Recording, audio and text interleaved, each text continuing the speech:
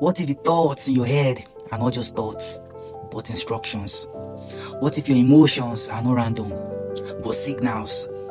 And what if your reality is not something that happens to you, but something your mind is constantly shaping behind the scenes? In the next few minutes, you're about to discover how your mind really works. For centuries, ancient traditions, mystics, and early psychologists believe one thing, that the human mind is not just a thinking machine, it's a creative force. And today, we are going to break down exactly how that works.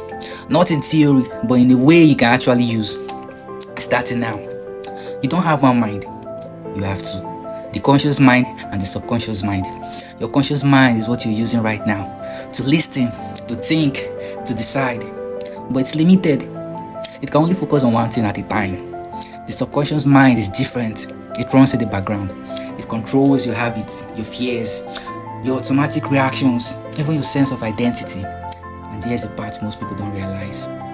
Your subconscious doesn't care what is true. It only accepts what is repeated. If you constantly think, I'm not good enough, your subconscious doesn't argue. It accepts it as a command, and then it begins to shape your behavior to make that belief real. This is how invisible patterns are formed. Your mind is programmable, just like a system. Every thought, every strong emotions, every belief you hold becomes code. And over time, that code becomes your reality. This is why two people can experience the same situations but react completely different. One sees opportunity, the other sees fear. Same word, but different programming.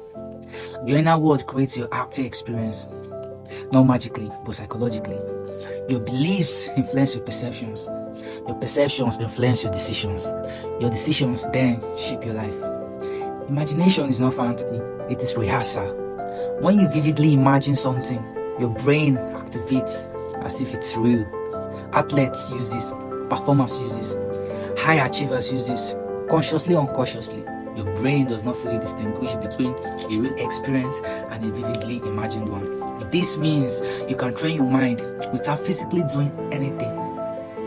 If you imagine confidence repeatedly, your brain starts to recognize it as a familiar, and what is familiar feels natural. This is how identity shifts begin. Emotions are not weakness, they are signals. Fear, anxiety, excitement, they all carry information. But most people react to emotions instead of understanding them. Here's the truth. Your emotional reactions often come from past conditioning, not present reality. You're not always reacting to what's happening now. You're reacting to what your mind remembers. And once you understand this, you gain power. Because you can pause and choose a different response. If your mind is programmable, then it can only be programmed, but not through consistency. First, awareness. You cannot change what you don't notice. Second, repetition. New thoughts must be repeated daily. First, and thirdly, emotion. Because emotion strengthens memory. If you combine all three, you begin to overwrite old patterns slowly but powerfully. When you sleep, your conscious mind becomes quiet and your subconscious becomes active.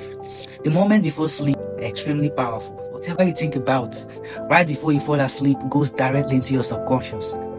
Dreams are your mind processing, organizing, and sometimes revealing what you haven't fully understood. If you start paying attention to your dreams, you will begin to see patterns, and these patterns reveal your internal world. Before you sleep, spend a few minutes visualizing the life you want.